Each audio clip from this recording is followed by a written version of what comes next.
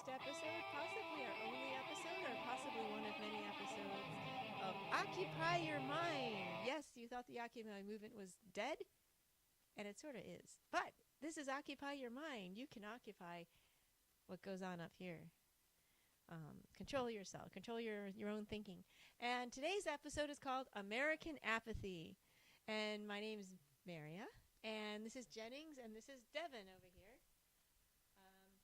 And so today we're going to discuss why we think we believe a lot of Americans are very apathetic and not interested in politics at all, and just not even caring, maybe not voting or not expressing opinions, not writing to Congress or calling Congress, not meowing, just cats in the studio. They've taken over this wonderful TV studio. It's a great studio to work in, but it's got cats. Yeah. Fat cats. Yeah, the fat cats. Yes, the fat cats from Wall Street are here.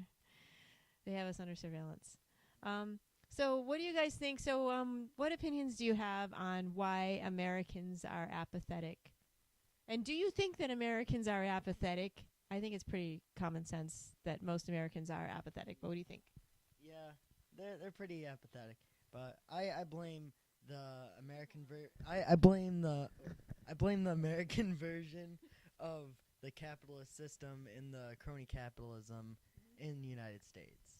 Crony capitalism? Yeah. And how do you think that makes Americans apathetic? Because of all the advertisements on the television, they end up seeing all this stuff that looks so appealing to them, and they seem to have to have it. So they spend this money that they don't have for shit that they don't need to impress people that they don't like. And that's the American life. Great. That's a really good point. So do you think that television watching is addictive, like a drug for some people?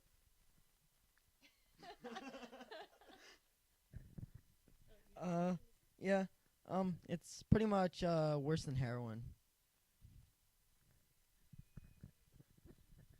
Well, that's I would call that hyperbole, but a little hyperbole is useful now and then because we live in a time when,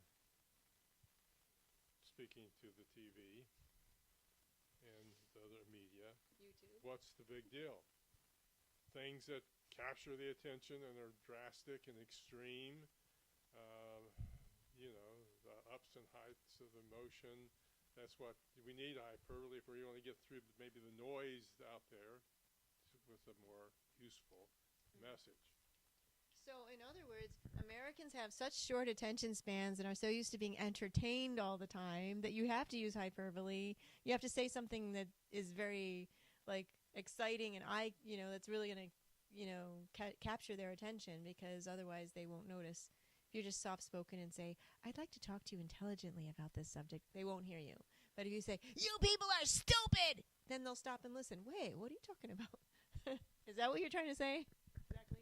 Well, I don't know that insults are going to be useful, because that's going to get a negative response that isn't going to foster any kind of dialogue that's going to be useful. Okay, but yes, using but hyperbole. But you need something that will say, huh? What was that? What was that? And then you got, if you're quick enough, maybe you can get something in there. So if you don't know what hyperbole means, it means exaggerating, like an exaggeration, right? Exactly. Like an exaggeration of something, and so things have to be, you have to exaggerate, and you have to be really dramatic to get people's attention, because they're so used to being entertained and titillated all the time by mass media.